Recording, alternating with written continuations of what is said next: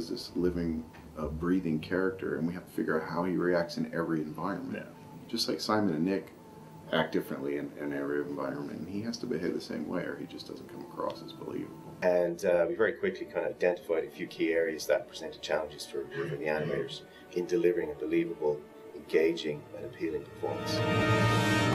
We rigged up an RV. Simon and Nick were there in character, in costume, seeing how they came across and how they worked. We used that as a springboard to really push the film, get people interested in making the film, to help establish what kind of voice, what kind of actor people would need to play Paul. I think initially he was a little more cantankerous and grumpy. Yeah. And once they cast Seth, he got that charm that Seth comes across with, I think he says. And so the character transformed a little bit from how he was read on the script to what he became with Seth's voice. And then when we got into animating, he changed again. You know, we've had a team of 200 to 250 people working here probably for a year now. Again, so look into the camera. I mean, just the animation would be like, what, 50 people? Am I speaking to you, the camera? Do I look at the camera? 40 people? No, we only had a crew of 26. Oh, really? Look at the camera or just above the camera? I would say we've probably turned over about 300 staff. Do you want to look in the camera or you? Not all of them at the same time, but overall. Well, about 120 at one was the highest peak we got at one moment. But don't spoil it. Sorry. It was quite an international crew as well, wasn't it? Yeah. I'm from Greece. I'm Polish. I'm from Italy. I'm from Sweden. Lithuania. I'm originally from Mexico. So there's lots of different ideas coming in here and there. Yeah. It's quite interesting some of the acting. Sometimes our supervisor was saying to, hey guys, it looks so too Italian. Yeah. Everything was Italian. He's a very Italian guy. It was Italian Always. We try to keep down the hands, you know, because we speak too much with the hands in Italian. I'm Will Forser. I was a match mover on Paul, and I was also used as muscle reference on Paul as well. Can we see your muscles?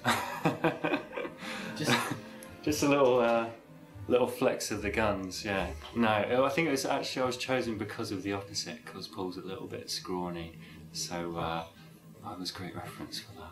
I think initially what Nick and Simon wanted was the classic gray alien that you see in all the tabloid newspapers.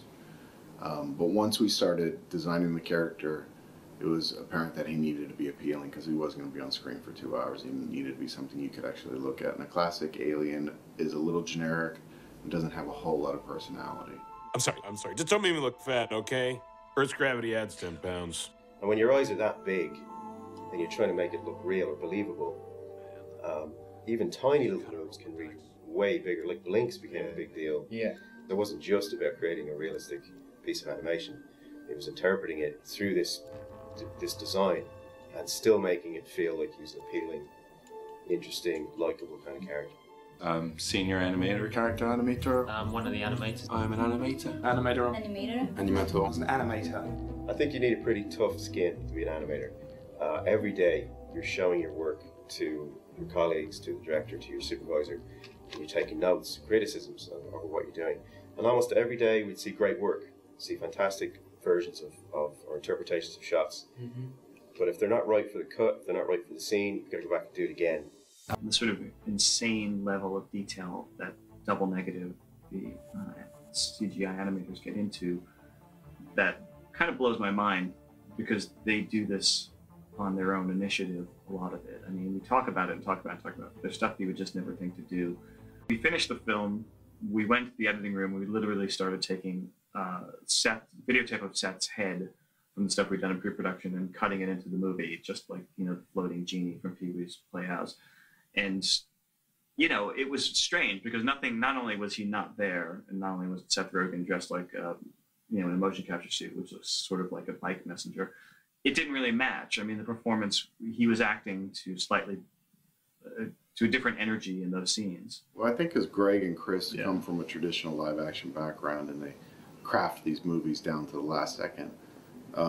They hone it for the performance, and when they get Paul in there, they have to edit it differently in order to make his performance work, or they have to go get Seth to ADR a new piece of dialogue to make it funnier. We went back to Seth and we started ADR with him again. Now he could act versus what we had cut. And it was sort of a back and forth. We'd take some of what he had done, and we'd recut the scene, and we'd go back and recut the scene, and meanwhile the animators would use that as reference for animation. Oh fuck. At the time, we're like, another sequence to go back to. But it was actually really good because the first version we had, he was a lot softer, a lot more subtle, and didn't have as much impact. While second time around, we had his personality, we knew what he should be like. When he was energized, he acted a certain way, and straight from the get-go, it was so much stronger the second time around. What? Things that I've consistently heard from other filmmakers now that I've talked to who've done stuff like this before is they'll build an animatronic puppet and shoot it and then replace it with CG later, which we ended up doing a certain amount of. The challenging part of this was Nick actually strangling Paul, and that was quite difficult.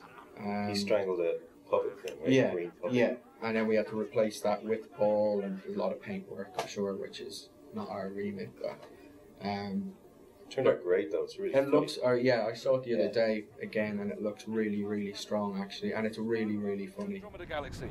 Thank you. He looks too obvious. There's a reason for that.